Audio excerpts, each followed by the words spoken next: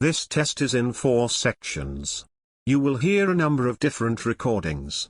And you will have to answer questions on what you hear. There will be time for you to read instructions and questions. And you will have a chance to check your work. At the end of the test, you will be given 10 minutes to transfer your answers to an answer sheet. Now turn to Section 1. Section 1. You will hear a conversation between the receptionist of a language school and a student who has just arrived for his first morning of his English course. First, you have some time to look at questions 1 to 5.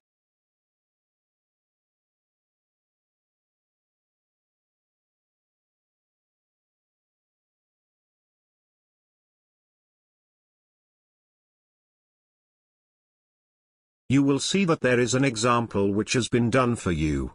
On this occasion only, the conversation relating to this will be played first. Sorry to keep you waiting. Well, firstly, let me give you this booklet. It tells you a bit more about the school, the courses and the social activities we offer. Now, on the first page, there's an outline of this morning's activities. There, you see. The programme starts at 10 o'clock. The programme starts at 10 o'clock. So, 10 o'clock has been written for you. Now we should start. You should answer the questions as you listen because you will not hear the recording a second time. Listen and answer questions 1 to 5. Sorry to keep you waiting. Well, firstly, let me give you this booklet. It tells you a bit more about the school, the courses and the social activities we offer. Now, on the first page, there's an outline of this morning's activities. There, you see. The programme starts at 10 o'clock. Try not to be late, as it's a very full day. At 10 o'clock, all the new students will gather in the main hall to meet the principal and the rest of the staff. In fact, you spend most of the morning in the main hall. Where's that? I'll show you in a minute. Just let me quickly run through this morning's events first, and then I'll explain how to get there. Yes, okay. Right, where were we? Yes, so the principal's talk will last about 15 minutes, and then the director of studies will talk to you for half an hour about the courses and the different requirements for each. After that, the student advisor will tell you about the various services and activities we offer to students. Any questions? So, all of this is in the main hall? That's right. And then you'll go next door to classroom 5 at 11 o'clock. What happens there? You'll have a test. Test? I don't like the sound of that. What sort of test? Oh, it's nothing to worry about. It's just a placement test to help us find your level of English so that we can put you in the right class. It won't last long.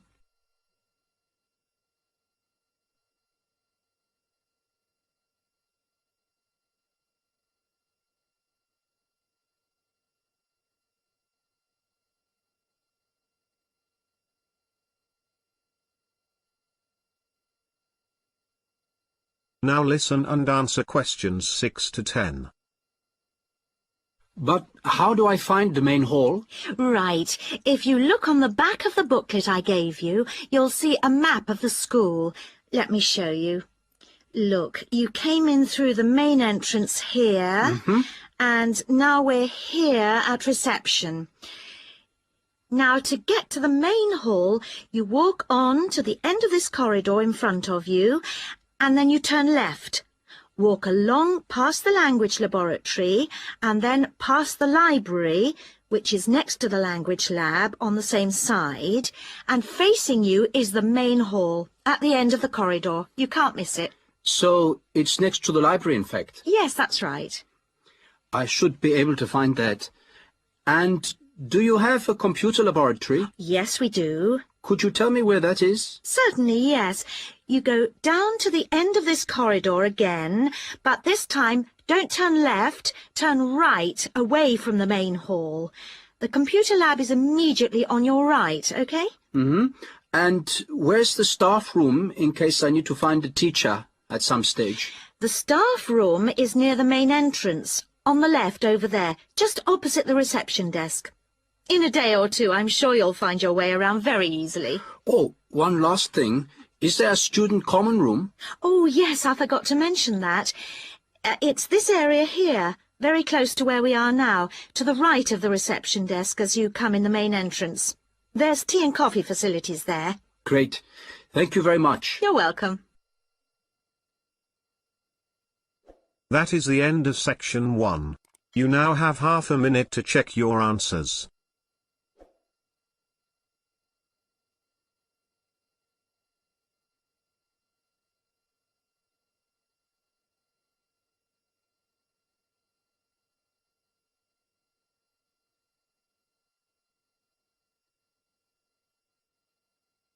Section 2. You will hear a talk given to new students about a university advisory service.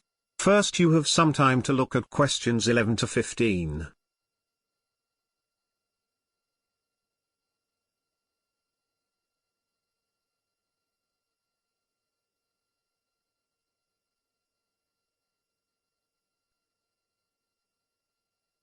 Hello, everybody, and welcome to this informal meeting about the University Helpline. The helpline was set up 10 years ago by the Students' Union, and it aims to provide new students to the university with a service that they can use if they need information about practical areas of student life that they're unfamiliar with. Let me give you some examples of the type of help we can offer. We can provide information on financial matters. For example, you may feel that your grant is insufficient to see you through college life, or you may have some queries regarding the fees you're paying if you're an overseas student. In both cases, the helpline would be able to go through things with you and see what the outcome might be.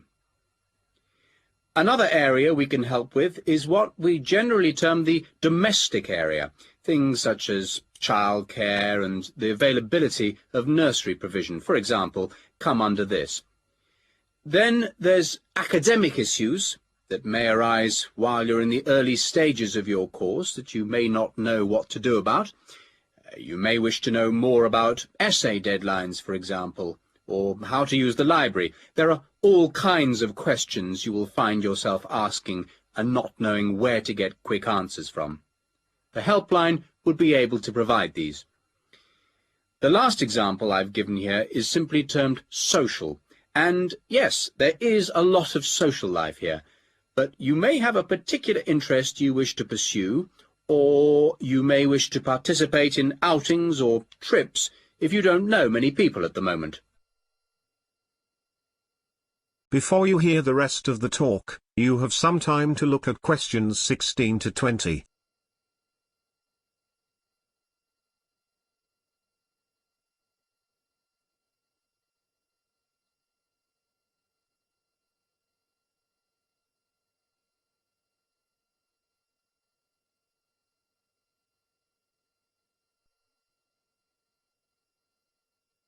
Let me give you some details so that you know where to go and who to see if you want to pay us a visit. Generally, you'll see our helpline officer, Jackie Kouachi. That's K-O-U-A-C-H-I.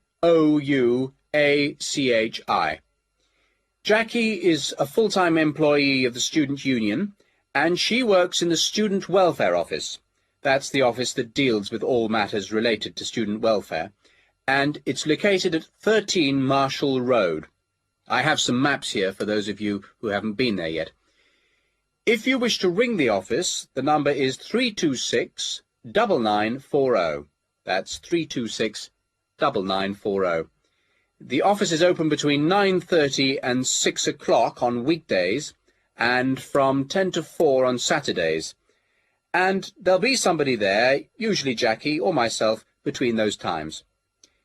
If you want to make an appointment, you can phone or call at the office in person. Please note that it may not be possible for anyone to see you straight away, particularly if it's a busy time, lunchtime for example, and you may have to go on the waiting list and then come back later. Well, enough from me. Any questions?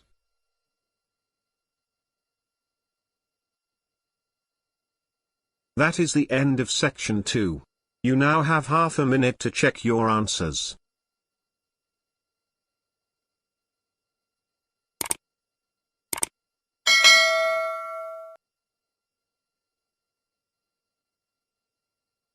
Section 3. You will hear the beginning of a tutorial on a business studies course. The tutor is discussing job interviews with two students. First, look at questions 21 to 24.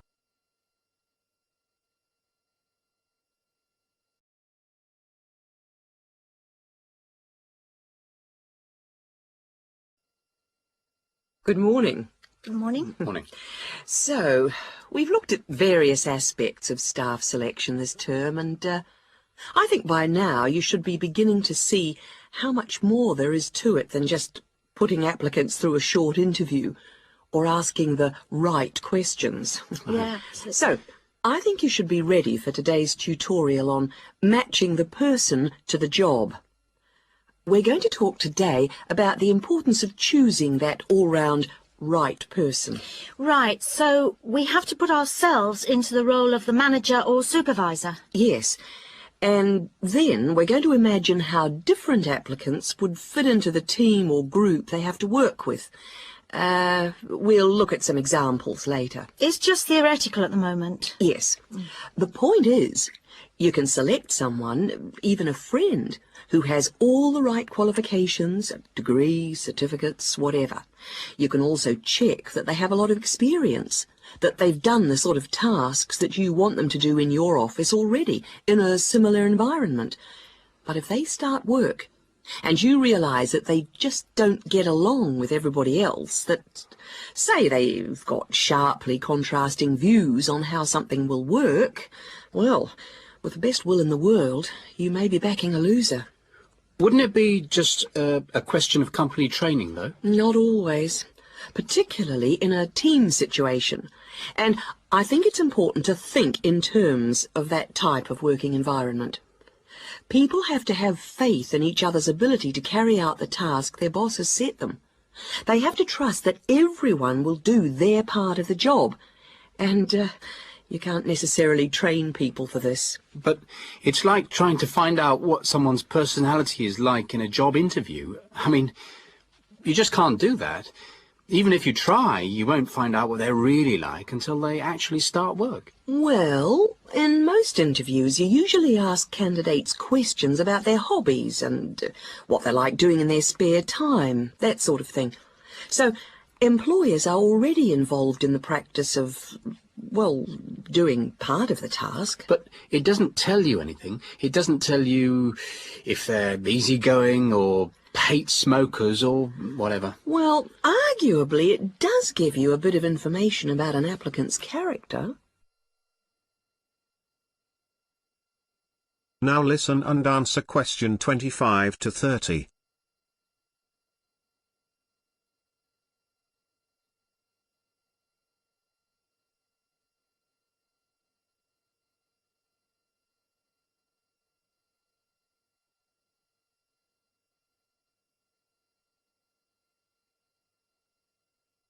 Well, arguably, it does give you a bit of information about an applicant's character, but also, more and more employers around the world are making use of what are called personality questionnaires to help them select new staff. And What's it called? A personality questionnaire. They have to be filled out by the candidates sometime during the selection procedure, often just before an interview. The idea is actually quite old. Apparently they were used by the ancient Chinese for picking out clerks and civil servants, and then later they were used by the military to put people in appropriate areas of work. They've gained a lot of ground since then, and there are about 80,000 different tests available now, and almost 2/3 of the large employers use them. Which makes you think that there must be something in them. That's right. They ask the sort of questions that you might expect, like, do you like working under pressure, or are you good at keeping deadlines? And what if people can see through them and just write what they think the employer wants to see? Well, that's always a possibility. I mean, it's human nature to lie, isn't it? Well, that's the point. Apparently it isn't. These tests are compiled by experts, and they believe that the answers can provide a few simple indicators as to roughly the type of person that you are. But people will generally be truthful in that situation. And then you can go some way towards finding out whether someone's, say, forward-looking, a go-ahead type of person, or resistant to change. Yes, and there are all kinds of other methods which can be... That is the end of section 3. You now have half a minute to check your answers.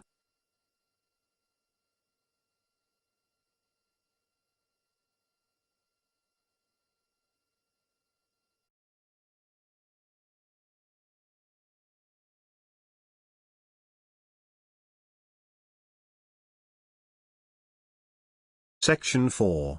You will hear Rebecca Bramwell, an artist and illustrator, giving advice on how to get your first job or commission as an artist. First, you have some time to look at questions 31 to 35.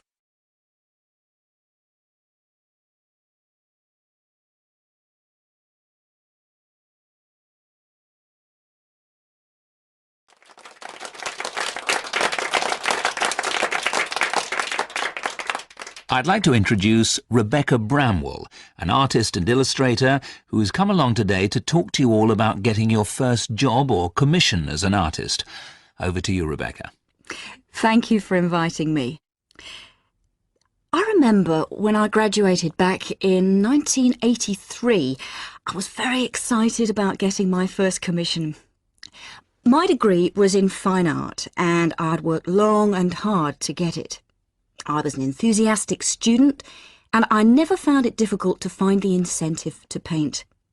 I think as a student you're pushed along by fellow students and tutors, and the driving force is there.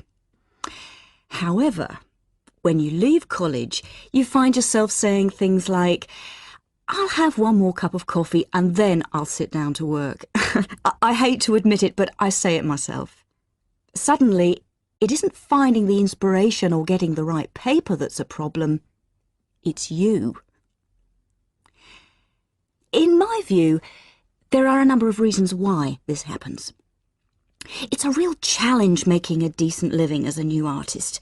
You have to find a market for your work. Often you work freelance and need to take samples or portfolios of your work from place to place.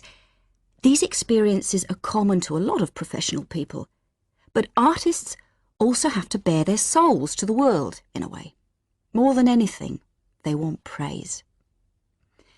If people don't like what they create, then it can be a very emotional and upsetting experience hearing them say this. I began to realise that these problems were preventing me from having a career in art, and so I decided to experiment. I was a painter, but I started to dabble in illustration, drawing pictures for books, cards, and this offered me the opportunity to become more emotionally detached from my work. I was no longer producing images from the heart, but developing images for a specified subject, taking a more practical approach.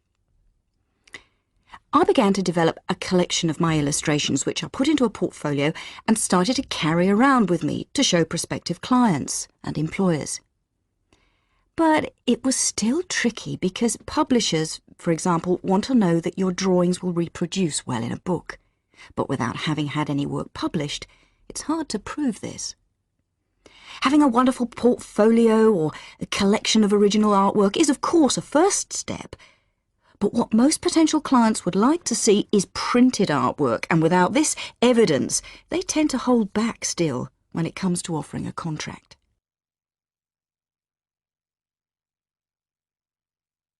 Look at questions 36 to 40.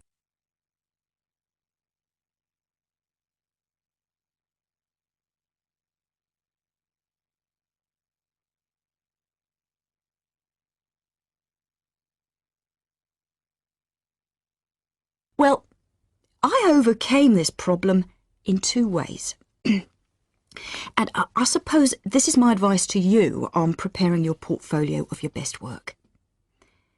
The first way was by submitting my work for a competition, and the one I chose was for a horoscope design and was sponsored by a top women's magazine. There are a few of these competitions each year, and they offer new illustrators an opportunity to showcase their work. The other approach I took was to design and print some mock-up pages of a book. In other words, I placed some of my illustrations next to some text in order to demonstrate how my work would look when it was printed. Perhaps I was lucky in that I had taken a degree that provided me with all-round creative skills so that I could vary my style and wasn't limited to a certain technique. Now, I think that is important. The art world and many other creative fields do try to pigeonhole people into snug boxes with an accompanying label. Now, I think you should try to resist this if you feel it happening to you. If you don't, you'll find it difficult to have new work accepted if you try to develop your style at a later stage in your career. Nevertheless, when you start out, and particularly when you're going for an interview, it's important not to confuse people by having a lot of different examples in your portfolio. One remedy for this is to separate your work into distinct categories. In my case, I did this by dividing my design-inspired illustrations from my paintings. It's then easier to analyse the market suited to each portfolio, such as magazines, book jackets, CD covers, etc. Working under two names is also useful, as it clarifies the different approaches and offers a distinction between them. I think it's been hard for artists to be recognised in anything other than the pigeonholes that they've been placed in. Luckily, these barriers are slowly being demolished. So I really do wish you all the very... That is the end of section 4. You now have half a minute to check your answers.